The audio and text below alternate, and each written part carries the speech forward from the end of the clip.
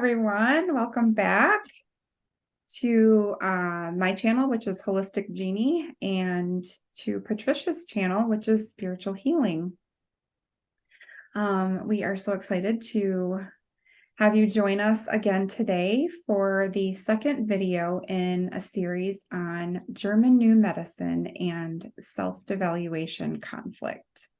In relationship to fibromyalgia and chronic fatigue.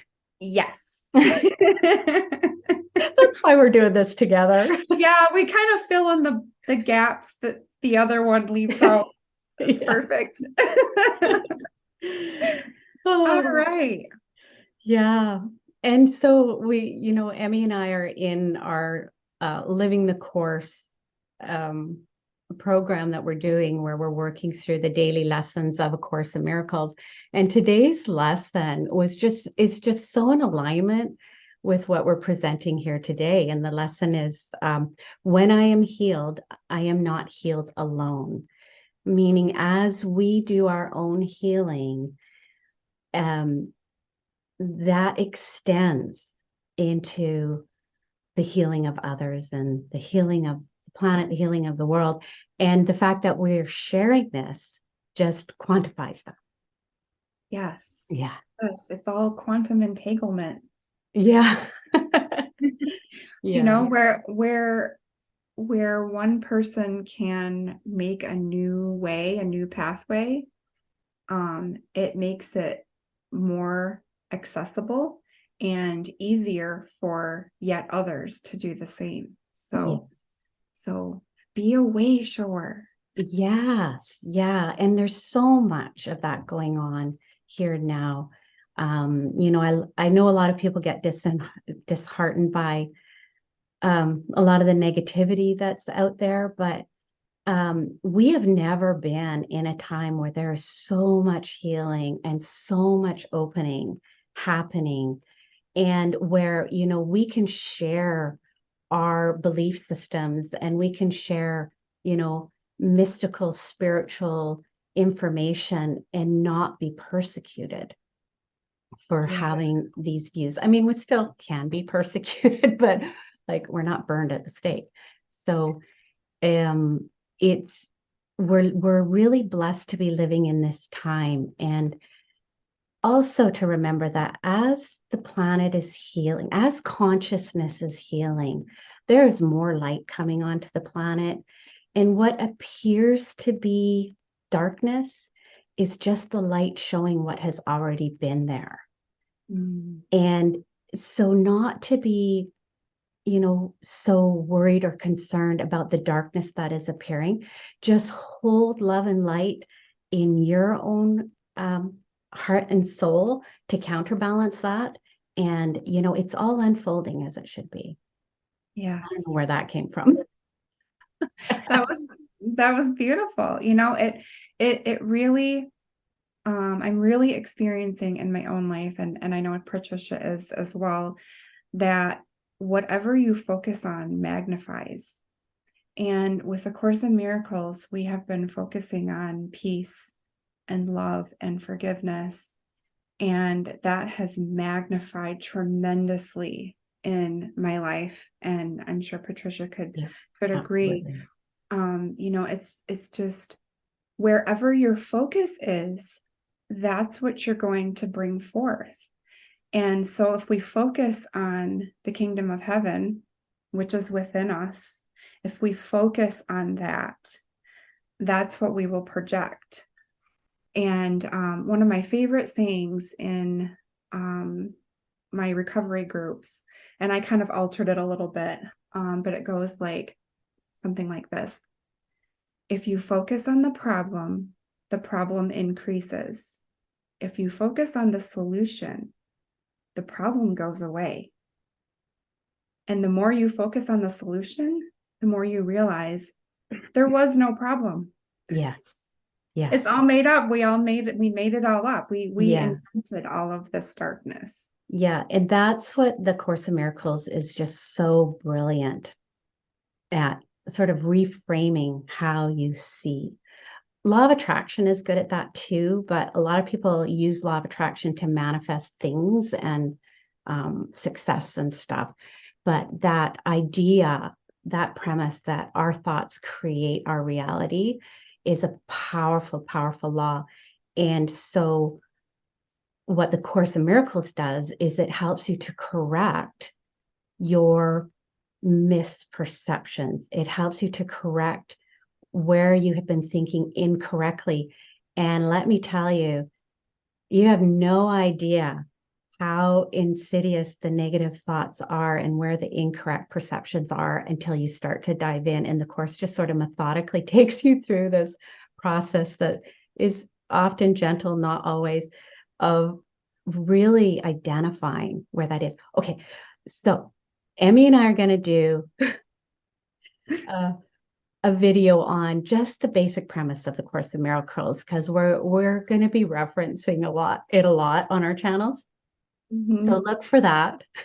We won't talk about it anymore here. Yeah, we'll lay that to rest. We do want to read one paragraph from today's lesson towards the end of the video. Yeah. So we'll finish up with. But we promise the rest of the content will be German New Medicine. Okay. Oh, it just one thing. So one of our teachers, one of our facilitators in Living the Course, he says that certain things that are said in the Course in Miracles text and lessons are like a compassionate bitch slap. Oh, yeah. I just love that. It's just like, this is where your incorrect thinking is. And it's just like, oh. Yeah, it can definitely be a slap in the face. And and there is a lot of compassion behind that. So lots. Yeah. So here I'm going to bring up our slides just to help us stay on track, because already we're yeah. Okay, so that's up. Oh dear, how do I get back here? There. Okay, and then share screen, and there it is. All right, the technology has arrived. So this is part 2 of our fibromyalgia, chronic fatigue syndrome, and German New Medicine with Emmie and Patricia.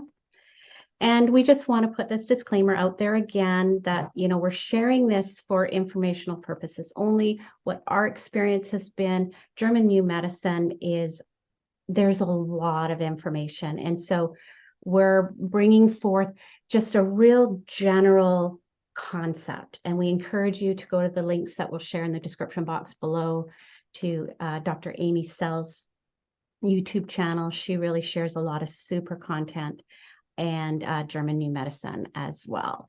And, if you're dealing with complex conditions, you definitely want to seek the service of a certified German New Medicine practitioner, especially around things like, cancers and things like that.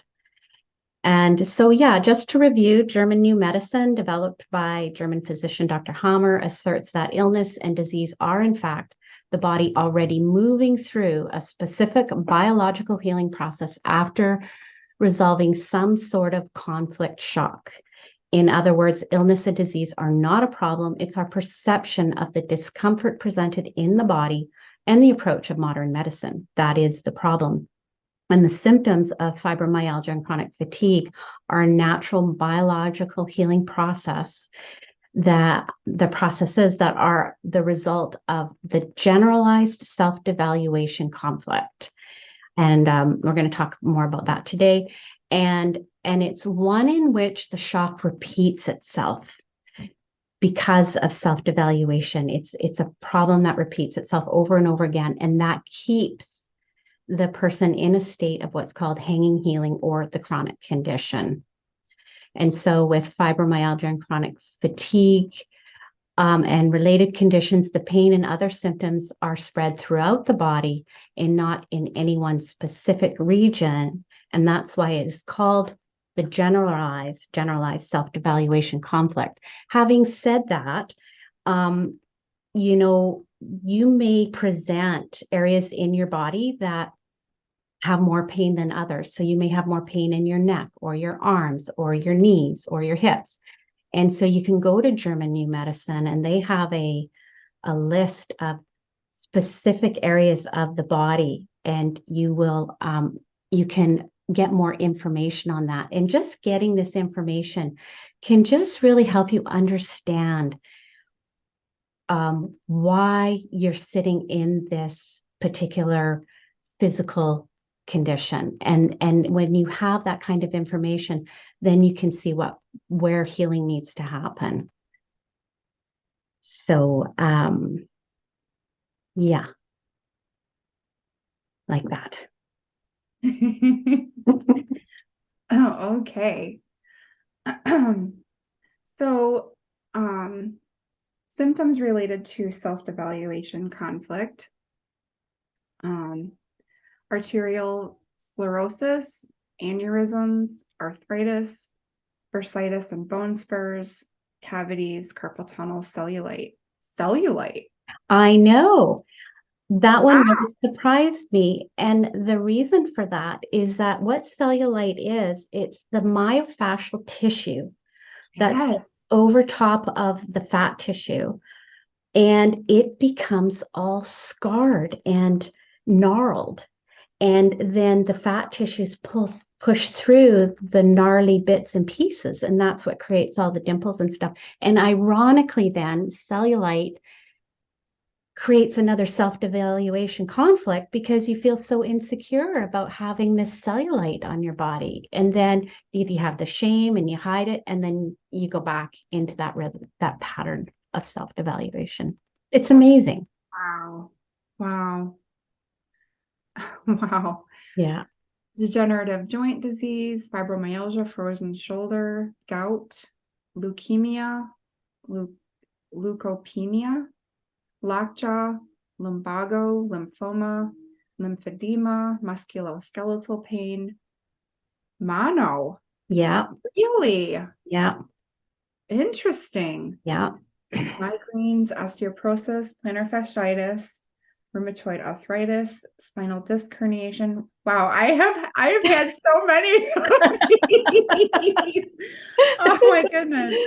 Sciatica, spinal stenosis, scoliosis, spider veins, tendonitis, tennis elbow, and TMJ. Wow. Yeah, and these are sort of the main ones. And I pulled these off of Dr. Melissa Sell's YouTube video, and there's more. But again, it's basically like the whole sort of musculoskeletal system, the cells, the blood cells, the bones, the tissues. It's that whole bone and tissue system. And so illness can manifest in, a multitude of different ways. And with fibromyalgia and chronic fatigue, many people have many of these. I think, did I put lupus in there? Lupus is actually one as well. Interesting. And she didn't have that on her list, but I looked it up. I meant to add it here because lupus is like an inflammation of the skin. So, any skin conditions, any rashes, and, all the itises, any itis that there is, any inflammation. Yeah. So really, oh, I'm sorry. No, go ahead. What I was going to say is really this is showing us that chronic illness and autoimmune disease are not actually autoimmune disease and chronic illness. It's hanging healing from self-devaluation. Like this is this whole paradigm really just blows the doors wide open as to how ignorant we are of the human body and what it does and what it's capable of. It's really fascinating. And this just goes to show how much information, like I've been watching videos and reading on the German New Medicine website, and I still haven't come across that lengthy of a list. That just goes to tell you how much information there is and how much has been cataloged and studied. And Yeah. And, and the other thing about this is that, I mean, honestly, self-devaluation, lack of self-worth is really just pervasive in our culture. And not everybody develops fibromyalgia and chronic fatigue. So why do some people develop it and some don't? And, that's really the $1 million question. But usually there will be a relatively large conflict shock that will initiate this. mm-hmm. And then once you get that initial experience of the chronic pain and fatigue, and then you start to look for solutions for it, and you go to your doctor and say, doctor, I have all this pain, all this fatigue, I don't know what's wrong with me. And I am sure anybody who's watching this who has a chronic health condition has at one point had the infamous eye roll from your medical provider. Not one of those again. Oh, here, I'll just write a prescription, send her on her way. Because, they don't know what to do with this health condition because it is actually very complex.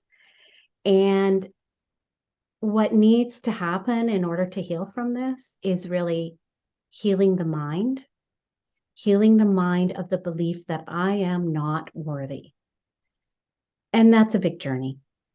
Mm-hmm. It really is. And that's what Emmie and I are here to support everyone who's watching this with, to sort of get you on the way to that healing, to heal the mind of I am not worthy, and to find your way back to the truth of who you really are, which is pure divine love.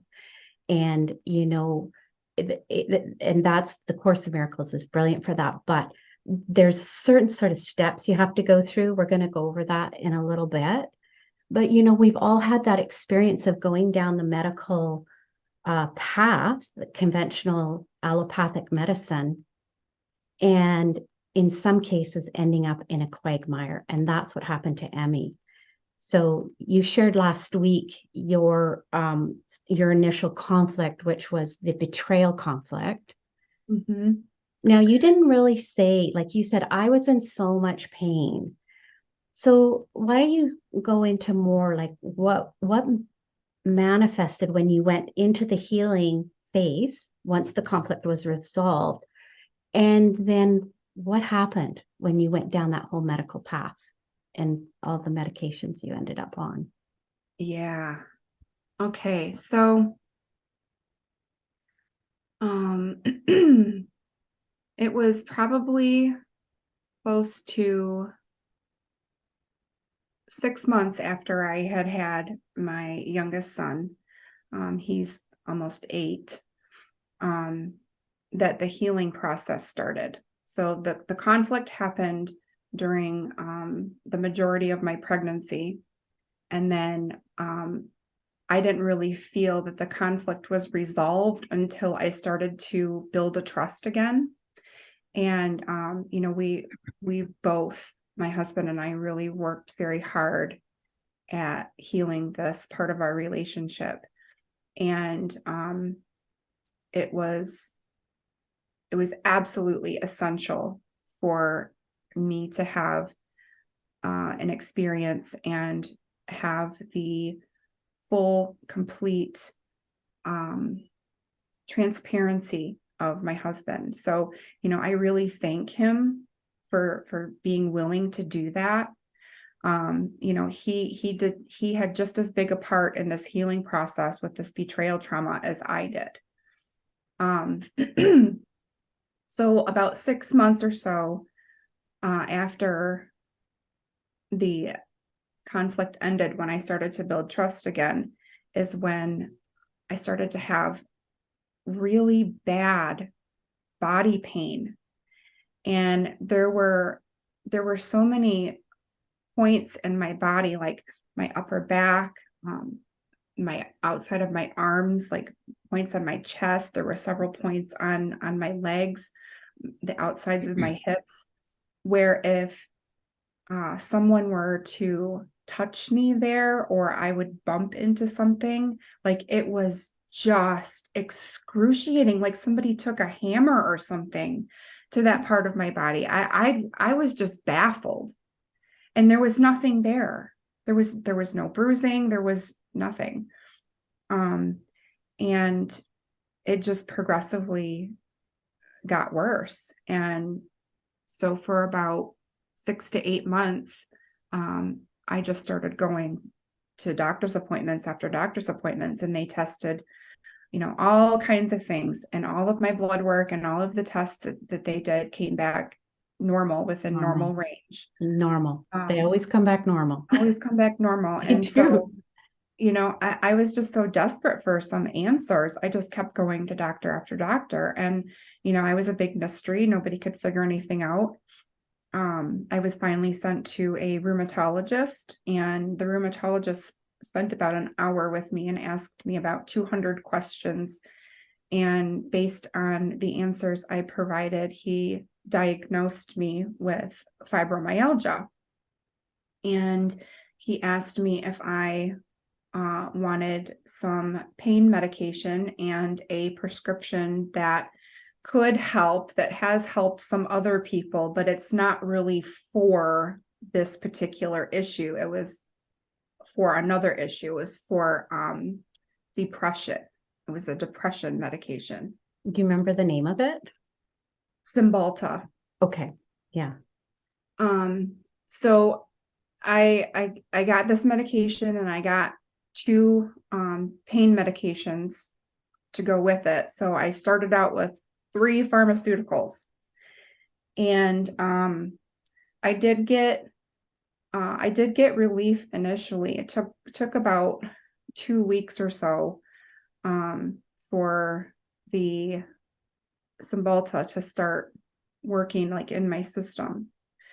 And I did get some initial relief from it. And so I continued, and I got the most relief from the pain medications, but over time, it stopped working, and I stopped getting better, and the side effects from the medications were beginning to pile. My blood pressure was really high, so my doctor put me on a blood pressure medication and had me come in for regular blood pressure checks because it was ridiculously high. And then 3 months later, when that blood pressure medication wasn't working, my doctor put me on a second blood pressure medication. And, I'm continuing on, starting to have some really, really alarming side effects from this medication. The most alarming one was all of a sudden I would forget where I was. And a lot of the time that I would be driving, I would completely forget where I was. Like, nothing looked familiar. It was terrifying.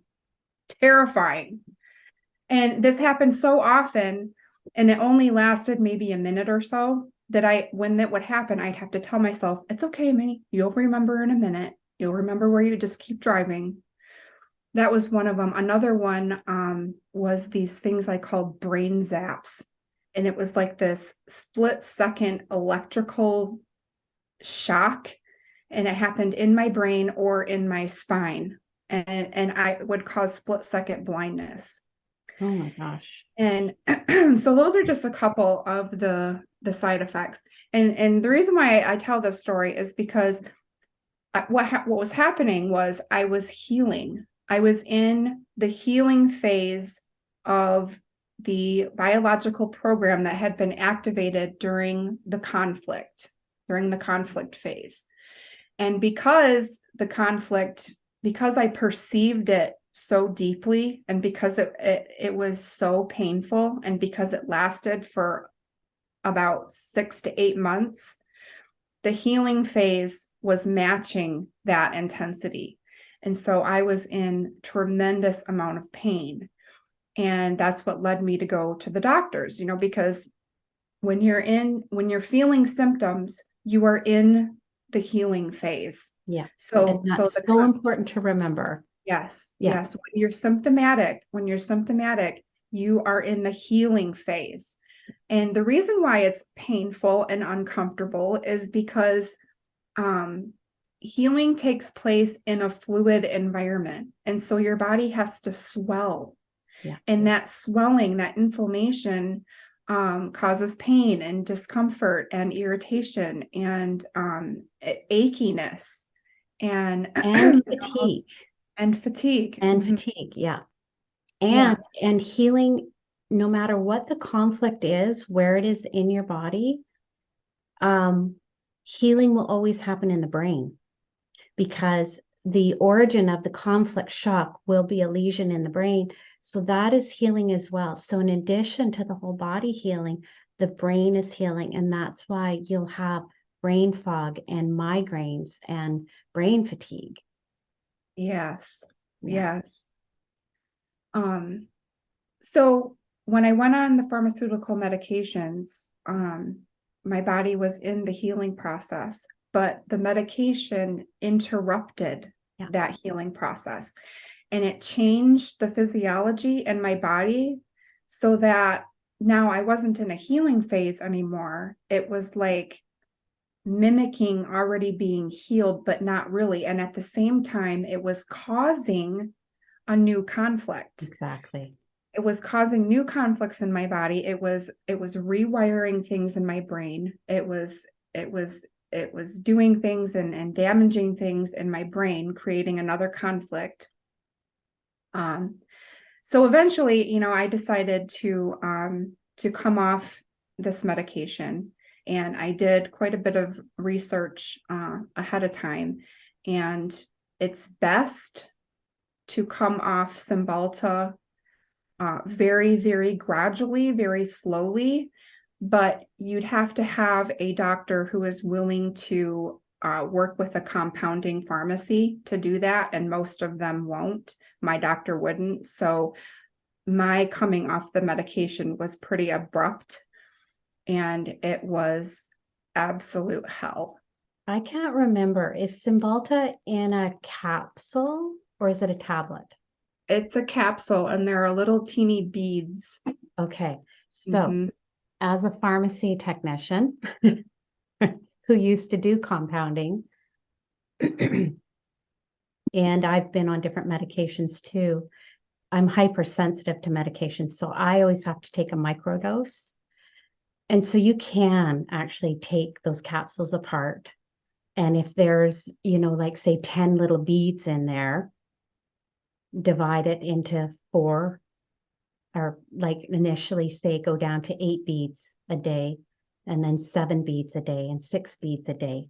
And you can do it that way yourself. And if it's a powder, you could kind of weigh it, like dose it out too. You don't necessarily have to deal with a compounding pharmacy. You can measure it out yourself and take small doses. Just be very, very careful. Please do ample research Yeah. before you do anything like this. Like, please don't stop taking medication abruptly. Yes. Like, could have a seizure. Like, there are so many scary and detrimental side effects of abruptly coming off medication. But Yeah, you can actually die. So, we're not saying to stop taking medication. If you have fibromyalgia and chronic fatigue and you're on uh, a prescription regimen, we're not saying to stop it, but we're saying to have discernment. Start to look at what it is that you're taking, research some of the side effects. And with a chronic condition, the medication is never going to resolve the root issue. It will help numb the symptoms. It'll help deal with the discomfort, but it's not going to resolve the root problem. And the root problem in this case is your state of mind. And some people hate to hear that it's got to be something else. Is someone sneaking through? No. just Yeah. asking when, mommy. when are you going to be done? Oh, through the door. Through the door. So cute. So adorable. Did you want to go answer them? And I can And just yeah, talk would about you this a just, bit. yes, that would be awesome. Thank you. Okay. All right. And I'll just change the screen view so that it's just me here. And yeah, so we're saying to have discernment and just look at your medications and realize that it's the way you see yourself, this self-devaluation, this lack of self-worth that really needs to be healed. And that takes time. And so, what we're presenting here is the idea of starting to look at this way of thinking about yourself and to look at healing this, what is truly a false perception of what you really are. I mean, we are all perfection. We are all children of God, of the Creator, and we are made perfect and whole, but we have been conditioned to believe through our life experience that this is not so. And, this is a really big healing challenge, is to heal that belief system. And so while you're healing that belief system, you can still stay on your medications, and but as the healing process unfolds and you look at some of the medications you're on, you can work with your healthcare professional to wean yourself off of these medications, and that's what I've done. And I've had I have tried different medications at different times and they haven't worked. And so I've just weaned off of them. And like I say, just dividing the doses. If you have a tablet, you can crush it or cut it. And some of them are time release, so you can't do that. If it's a time release, you can't do that. Okay, Emmy's back. I'll just change my view here. And yeah, so we're saying don't stop your medications, but just, take an assessment of it and look at this different way of healing and try to find freedom in just simply changing your state of mind. And then in time, the body will begin to recover and you won't need to be on the medications. Yes. And keep in mind that healing from something like this can take years. Yeah. And, if you just give yourself the time and be consistent and be frequent with what it is, and persistency is just so important. Like, just don't give up on yourself. Yeah. You can get well. I no longer have any of those symptoms and I'm not on any pharmaceuticals at all. Yeah. So, healing can occur. And let's see, this was, I came off the medications the end of 2017. So it's been about 6 years. Yeah. And what's interesting is that after my my journey with pharmaceuticals, there was a period of about a year and a half where I was healing from the medications. And then what was interesting is the healing that was interrupted from the conflict when I was pregnant, it resumed. But my perception of it, because my husband and I's relationship was healed, my perception of it was downgraded. And so when the healing resumed, it was much subtler. It was much less,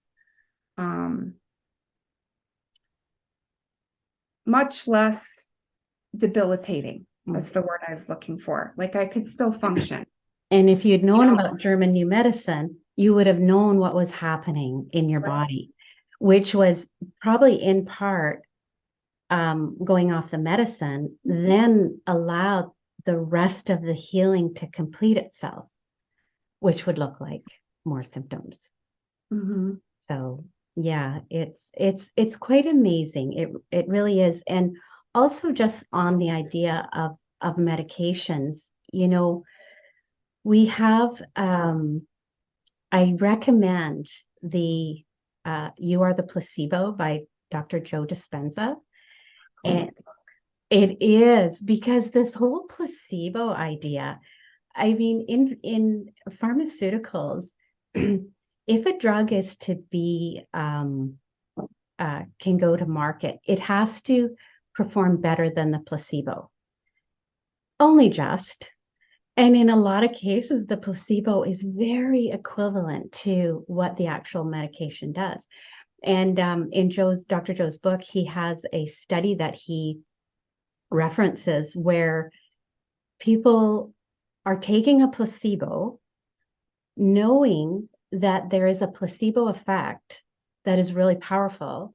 And because of the placebo effect, that they can receive benefits from the placebo. And they do. So they know they're taking a placebo and they still have benefits because they know the placebo effect has a benefit. It's crazy. So Yeah. Yeah. So I mean, we can heal ourselves with belief. That's, yes, you believe that the placebo is helping you, and it does. yeah, That's really fascinating. That's proof right there that it's the mind, that sickness is in the mind. And when it's in the mind, it shows up in the body. yeah, yeah, exactly. I'm just going to mute for a second here. There's something I have to do off screen. So do we want to, let's just go to the next slide and you can start reading that. Okay. Let's go to share screen here and share screen. So these are the emotions. So I'm just going to mute myself and Okay. I don't know how to do, oh, there we are.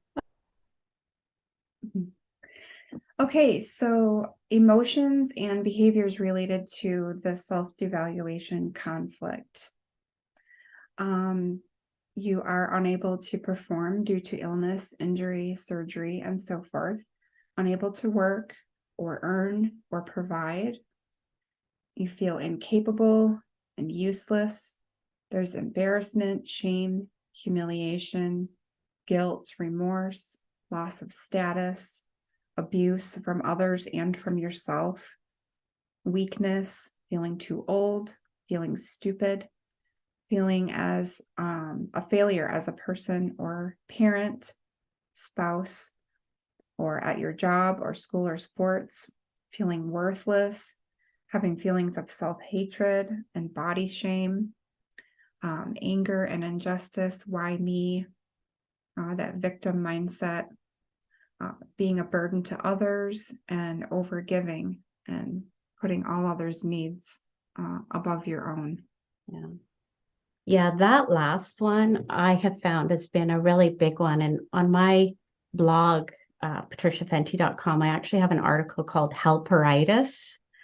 And I made that word up because there's this, I see this in so many people that have chronic pain and fatigue that they put everyone else ahead of themselves and they do everything for everyone. And there's a picture in the blog of this sort of cartoon character leaning over someone that has one arrow in their back and going, "Are you okay?" And they have the one who's leaning over to help has a back full of arrows.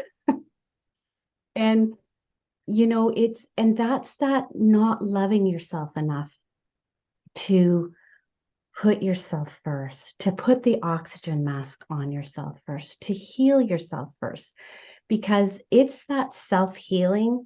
When you come from that place, you're way more powerful in your ability to be there for others, way more powerful. Yeah. Yeah. And you can actually, you are healed enough to be in a position to be of genuine help Exactly. instead of enabling.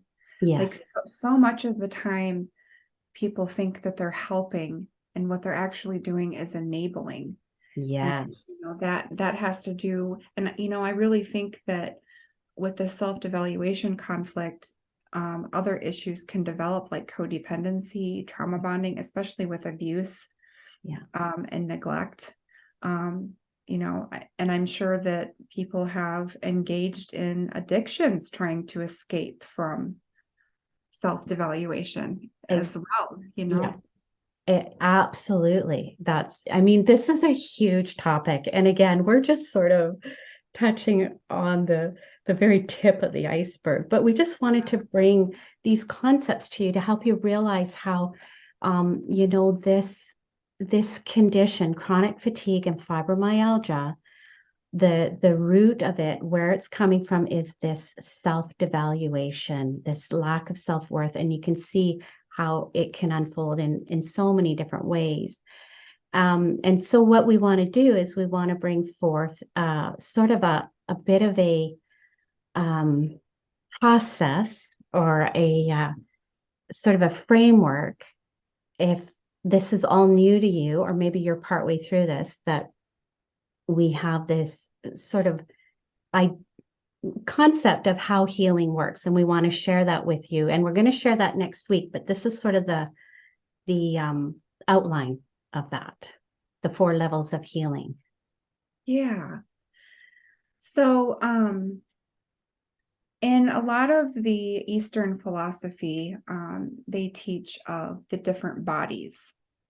And we have the gross body, which is your physical body.